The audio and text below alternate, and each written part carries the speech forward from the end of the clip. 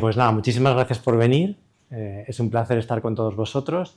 El año pasado hicimos ya unos primeros talleres que nos parecieron muy interesantes y queríamos pues continuar ofreciendo esta oportunidad de poder, pues bueno, así un poco en familia, porque somos muy poquitos, pues hablar sobre temas de la esclerosis múltiple, ¿no? Que os afectan a vosotros como pacientes o como familiares y a nosotros como profesionales, ¿no?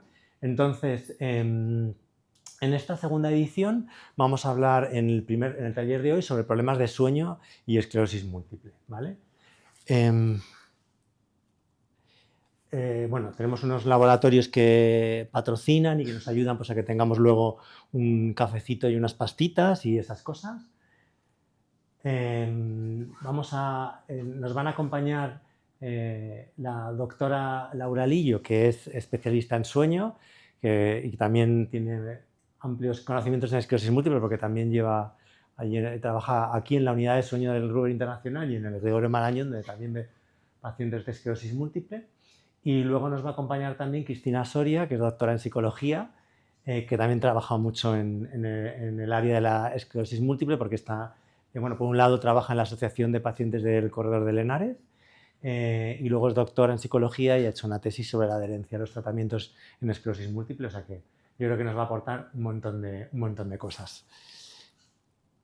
Como decíamos, vamos a hablar de sueño. Entonces, yo de sueño no voy a hablar porque como tenemos a Laura Lillo, que sabe mucho más que yo, pues no nos vamos a pisar aquí el terreno y para no repetirnos. Entonces voy a hacer como una revisión así un poquito de lo que son los síntomas invisibles, que ya habéis oído hablar, porque lleva hablando ya varios años. Creo que fue en 2019 cuando se empezó una campaña para, bueno, pues para visibilizar todas esas cosas que tenéis y que los demás, los primeros los médicos seguramente tenemos que saber que esto está ahí, tenemos que conocerlo para poder tratarlo y luego también pues los familiares, los amigos en el mundo laboral, pues es saber que eso está ahí, ¿no? Entonces hay una parte que vemos, ¿no? Que son las cosas pues, más llamativas y otra parte muy grande que no vemos. ¿Hay, ¿no? ¿Esto? ¿Para señalar? Sí, perfecto. Muy bien.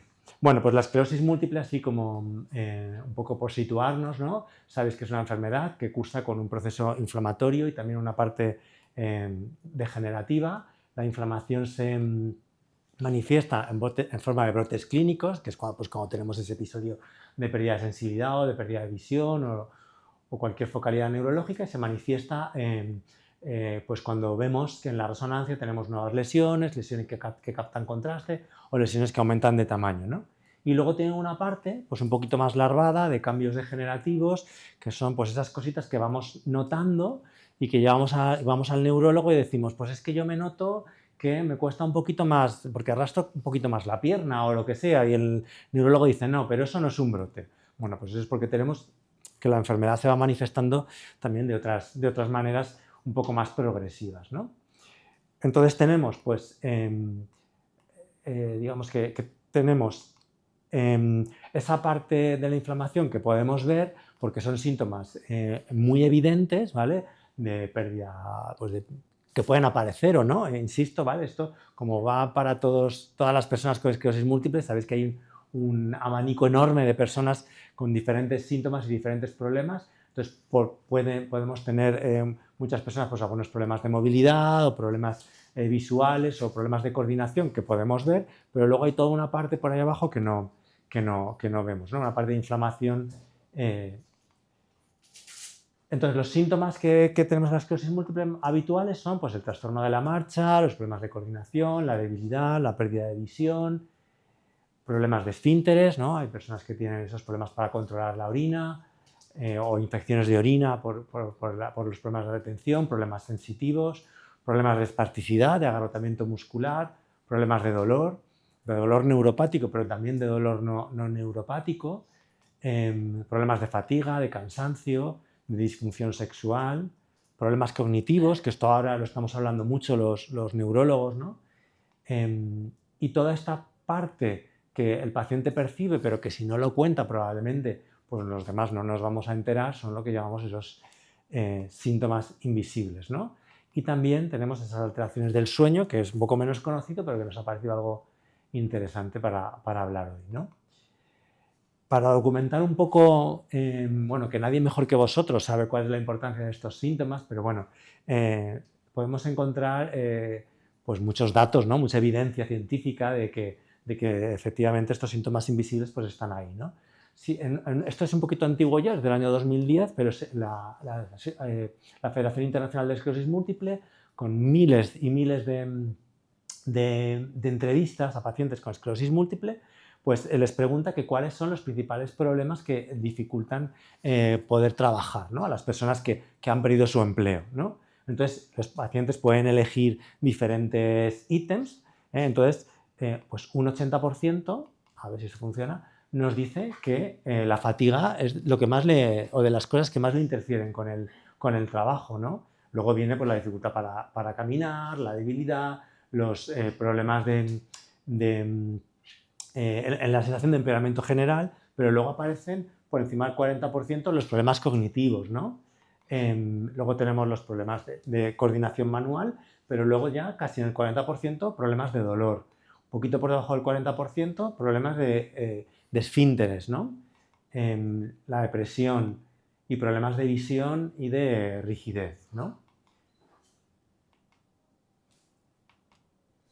Este otro trabajo, aquí los investigadores lo que hacen es recopilar un montón de información y de testimonio, que bueno, que esto en realidad lo podemos oír cualquiera de los neurólogos en la consulta, ¿no? Sobre cuáles son esos síntomas invisibles, ¿no? Y entonces son testimonios de pacientes, es una revista que está en inglés y lo he traducido aquí, que un paciente, por ejemplo, dice, pues soy menos productiva a causa del dolor y la fatiga.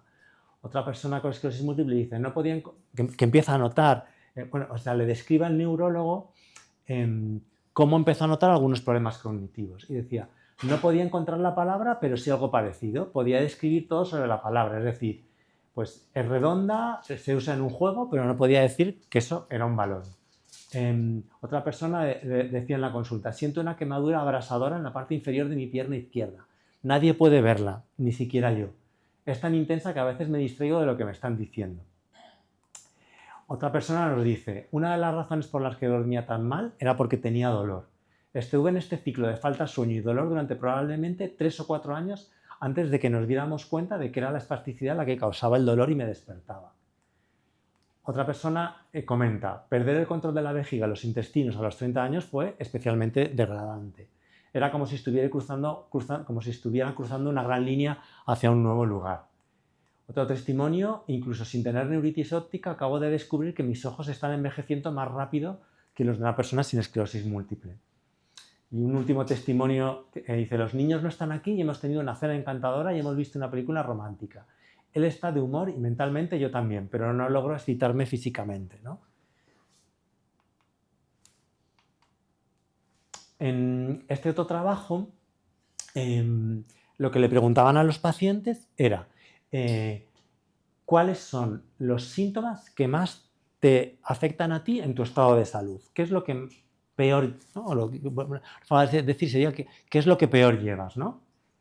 Y entonces, bueno, pues es verdad que muchísimos pacientes, disculpad porque creo que no lo vais a ver muy bien, pero por eso os lo voy contando, decían que lo que peor llevaban pues era el problema para caminar, ¿no? Aquí lo que estamos viendo es como un poco el grado de hacia arriba va como el grado de percepción de lo que eso le afecta, ¿vale? En los problemas en el estado de salud, ¿no? Pero luego pasamos a la fatiga, ¿vale? Luego pasamos a los problemas cognitivos. Pasamos al dolor. Pasamos a la depresión y a la ansiedad. Y están por encima de otros problemas que el neurólogo pues, muchas veces pues, objetiva mucho más fácilmente, ¿no? Entonces, bueno, todos estos problemas que estamos hablando de síntomas propios de la esclerosis múltiple, ¿por qué se producen? Pues se producen evidentemente por un origen primario. ¿Origen primario qué significa? Pues que están producidos por la enfermedad, ¿no? Es decir, directamente. Los mecanismos fisiopatológicos de la esclerosis múltiple producen que yo tenga fatiga, producen que yo pueda tener disfunción sexual, producen que yo pueda tener, insisto, pueda tener problemas cognitivos, que pueda tener problemas de esfínteres, que pueda tener trastornos del sueño, ¿vale? O sea, que eso está directamente provocado no porque esté estresado, no porque tenga problemas, sino directamente como mecanismo de la enfermedad. Pero luego, pues tenemos que hay un montón de factores que se mezclan, que interactúan entre ellos y que hace que estos síntomas o aparezcan en algunos casos o empeoren, o se desencadenen o se agudicen, ¿no? Y están todos como interconectados, ¿no? Pues la fatiga y el deterioro cognitivo están relacionados. Claro, si estoy más fatigado, tengo más fatiga mental, voy a tener más problemas cognitivos. La fatiga con los trastornos del sueño. Si no duermo bien, pues voy a tener más fatiga, ¿no? La fatiga con la disfunción sexual, la fatiga con la depresión y la ansiedad, los trastornos del sueño y el deterioro cognitivo. El deterioro cognitivo con los problemas también de depresión y ansiedad que afectan a la atención y hacen que tenga menor rendimiento cognitivo, ¿no? El dolor en relación con la espasticidad, la relación de la espasticidad con los problemas para el control de esfínteres, el esfínteres con la disfunción sexual, ¿no? Es decir, bueno, pues al final vamos haciendo aquí una madeja de unos síntomas que se relacionan con otros, que empeoran otros o que desencadenan otros, ¿no?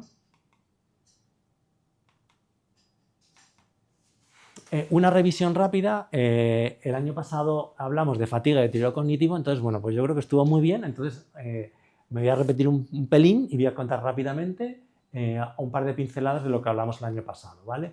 La fatiga, diferentes definiciones de fatiga, hablamos de fatiga como esa falta de energía mental o física que el paciente percibe y que interfiere en sus actividades habituales. Muy importante en el concepto de fatiga. Es algo que no es que yo diga estoy cansado, voy a sentarme un ratito a descansar, no, estoy cansado y es una fatiga que me impide llevar una vida o una tarea normal en un momento dado, ¿no? Es una fatiga que es física, pero también cognitiva, esa niebla mental que podemos notar, que nos puede dificultar un poquito concentrarnos o que nos tiene que obligar a parar una tarea cognitiva como estudiar o lo que, para descansar y luego poder retomarla, ¿no? Hay una característica típica que es la interferencia cognitivo-motora y es que a veces está afectada la capacidad de hacer multitarea, ¿no? De poder hacer varias cosas a la vez. Y eso, si son funciones cognitivas y motoras, pues también se afecta de una forma relevante, ¿no? La fatiga es un síntoma que contáis hasta el 80% de las personas con esclerosis múltiple y hasta un 55%, como veíamos en esas gráficas antes, pues hablan de que es de sus peores síntomas, ¿no? Y se diferencia de una fatiga que puede tener cualquier persona, pues que pueda tener nuestro vecino o nuestro familiar o el médico que no tiene una esclerosis múltiple, en que es una fatiga pues, más severa, que afecta funcionalmente, que es diaria, que tiene como empeoramientos muy abruptos, ¿no? Como se acaba la pila, tengo que descansar. Empeora normalmente a lo largo del día y empeora con el calor, también muy propio de la esclerosis múltiple. En cuanto al deterioro cognitivo, también dos pinceladas. Muchas personas lo notan desde el principio, problemas cognitivos leves. Importante destacar una cosa en problemas cognitivos. Cuando hablamos de problemas cognitivos, nos olvidamos de hablar de demencia, ¿vale? No estamos hablando de una demencia. Es afortunadamente muy poco habitual que un paciente con la esclerosis múltiple tenga una demencia, ¿vale? No estamos hablando no podemos equipararlo en absoluto, afortunadamente, con una enfermedad de Alzheimer o con otras enfermedades degenerativas. Hablamos de problemas cognitivos que pueden ser más o menos relevantes dependiendo de la persona y también dependiendo de lo que me dedique, ¿vale? Del tipo de trabajo que tenga, ¿vale? Y insisto, muchas personas los notan desde el principio, pero también hay muchas personas que lo perciben dentro de esa progresión que podemos tener, ¿vale?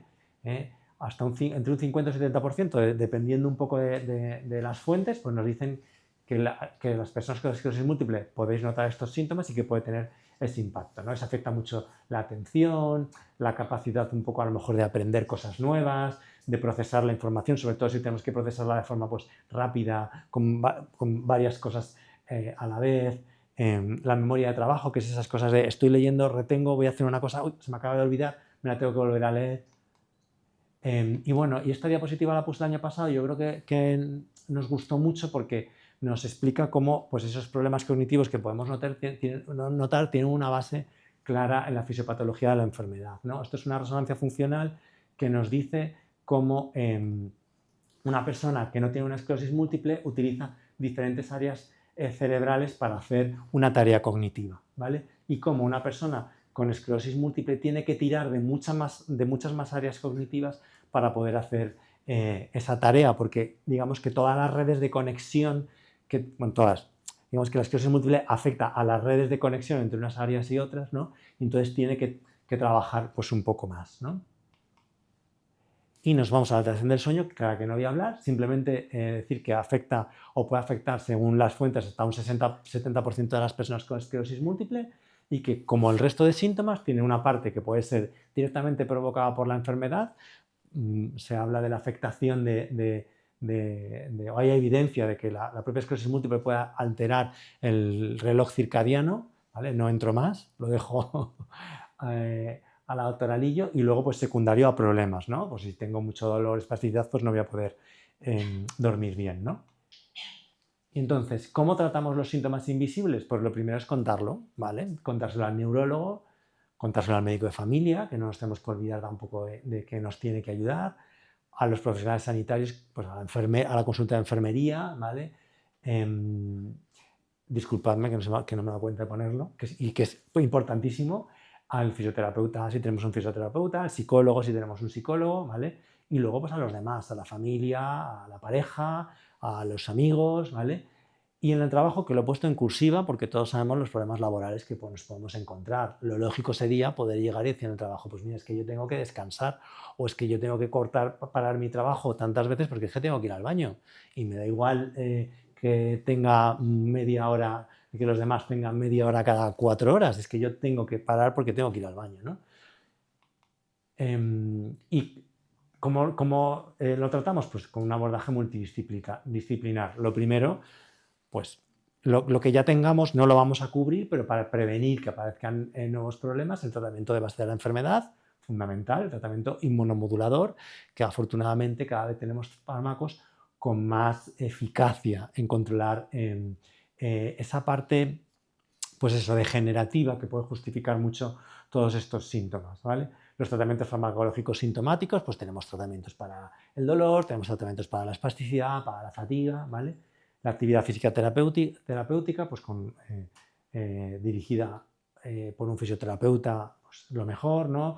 La evaluación y el tratamiento por psicología, que nos puede también abordar en un montón de facetas como la fatiga, los problemas cognitivos, los problemas de sueño, los hábitos de vida saludable, la prevención de problemas. Y luego también, pues, si necesito hacer adaptaciones, pues en mi jornada laboral o en mi domicilio o en mis actividades sociales, que para eso nos puede ayudar un terapeuta ocupacional, ¿vale? Os dejo un momentito esta diapositiva que ya puse el año pasado, que son enlaces a las páginas que hay de información a pacientes pues de diferentes entidades y también pues de los laboratorios que nos apoyan en las charlas, ¿vale?